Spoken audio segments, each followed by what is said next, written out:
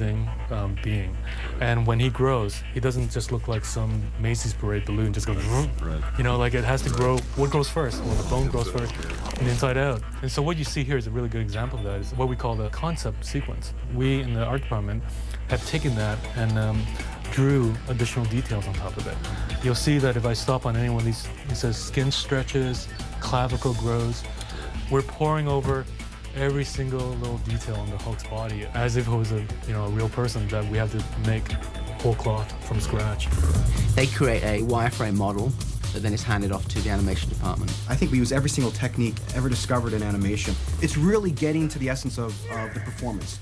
Motion capture might be a way of getting there, but really what it is sitting down with Aang and saying, what are you going for here? We would show video of ourselves to Aang. We'd say, what do you think? Could Hulk act like this? Could he run like this? Anytime things were overly clean, he would say, no, that looks like animation.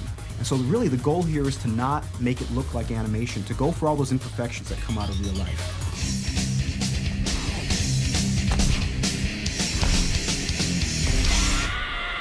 My name's Sean Kelly. I'm going to kind of give you a demonstration of how we do animation here at ILM. And we start out in something like this, where someone called a modeler has sculpted the Hulk in the computer, sort of out of digital clay. And then another guy called a chainer puts in a skeleton that I can actually manipulate and move. So coming in here, we can grab any of these little controllers, and I can, have his head turn around or grab his hand and move it up over here and maybe grab his elbow and pull it down over here. And in doing all of that, we can create a pose at a particular moment in time. We are basically creating 24 pictures per second of his performance and his acting performance and how does he move. I thought what I did was difficult at times. It's a piece of cake compared to this. Oh boy, I don't know about that. It's amazing. Well, once Aang is bought off on that, which is called blocking, then we end up in a program like this over here, which is Carry.